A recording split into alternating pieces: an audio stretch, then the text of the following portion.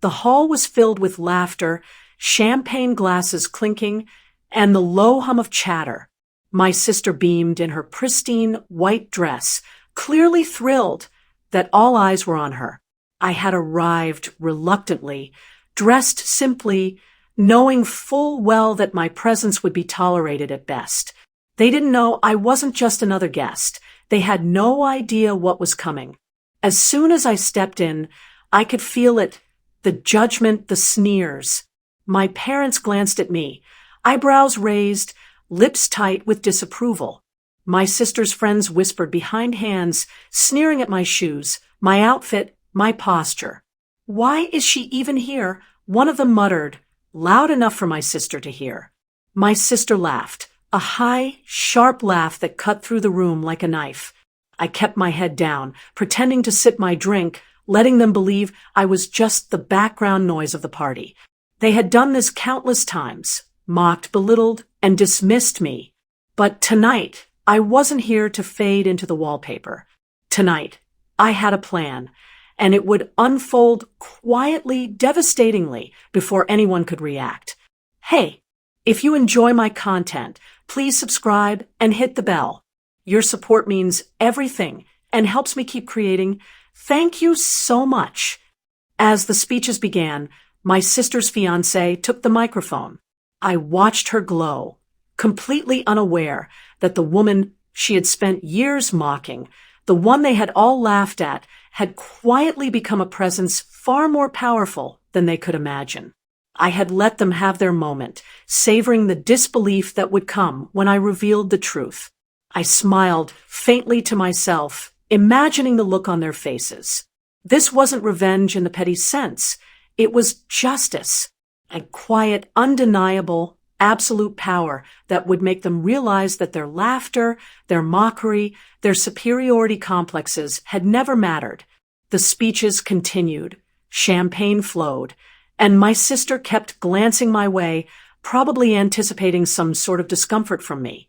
She had no idea that the girl she mocked controlled more than she could dream of, that every glance of superiority she had ever thrown my way was about to be returned tenfold.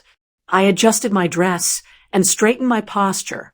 Tonight, I wasn't the overlooked sister, the family embarrassment. Tonight, I held the cards, and when I revealed them, the entire room would watch as the hierarchy of this family shifted forever. The evening moved forward with all the usual pomp, speeches, laughter, and the occasional awkward comment about family dynamics that only those involved truly understood. My sister kept stealing glances at me, smirking occasionally, as if daring me to do something. They all assumed I would sit quietly, sip my drink, and vanish into the background. Exactly what they expected from me for years. But I wasn't the timid girl they remembered. Not anymore.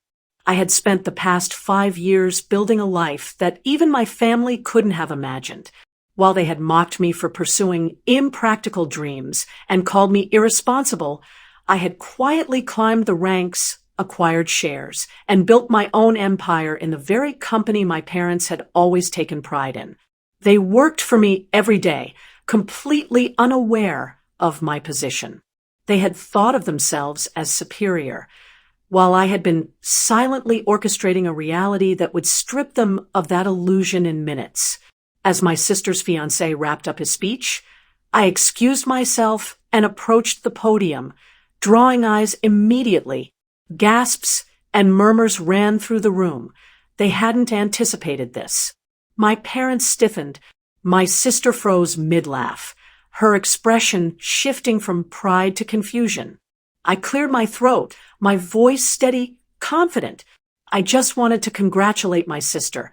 I began smiling at her as if nothing had happened, and remind everyone here how proud I am of the team that made this company a success.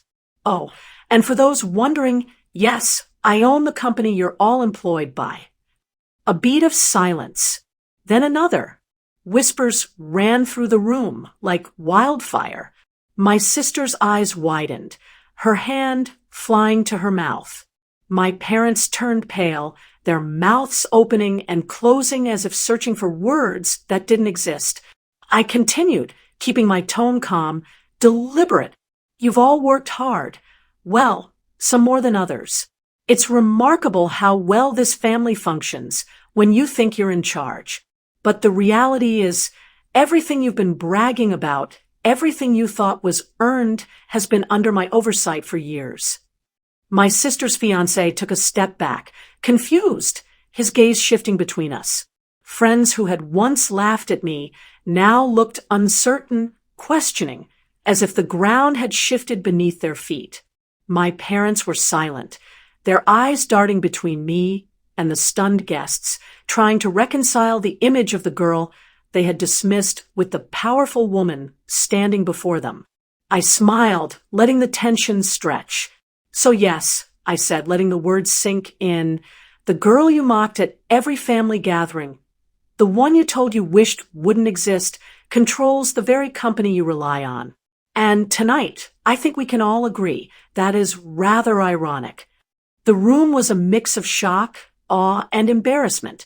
My sister's smug laughter had vanished completely, replaced with a pale, rigid expression. My parents had no words, no defenses. Years of mockery and condescension had been rendered meaningless in an instant. I could see it in their eyes, the recognition that their power over me had always been an illusion, that their authority was nothing compared to the life I had quietly built while they underestimated me. I stepped down, letting my presence linger in their minds like a shadow they couldn't shake.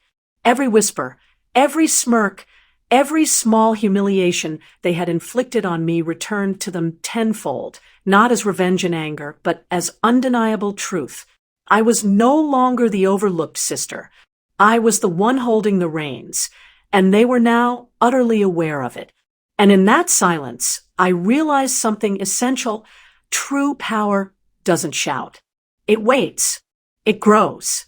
And when revealed, it leaves even the proudest, loudest mockers utterly speechless. The aftermath was instantaneous. My sister's face drained of color as she struggled to comprehend what I had just said. The laughter that once surrounded her, the pride she wore like a crown, vanished entirely. She opened her mouth, closed it, and then opened it again, searching for a comeback, a witty insult, anything that could reclaim the superiority she had taken for granted all these years. There was nothing. My parents, who had spent decades believing they held the upper hand, were frozen. Their smug glances and sharp comments evaporated into the stunned silence of a room that had suddenly shifted. The realization hit them slowly, painfully. The girl they had mocked, belittled, and dismissed was the one holding power over their daily lives. Every slight, every jab, every insult they had thrown my way had been meaningless, impotent, while I had quietly built a reality that dwarfed theirs. Friends and extended family exchanged looks, whispers filling the space. "She owns the company," one asked, barely above a whisper. "She runs it," said another, disbelief etched across their faces. I nodded lightly, my expression calm, as if it had always been obvious. My presence alone carried the weight of years of unseen effort, perseverance, and calculated patience.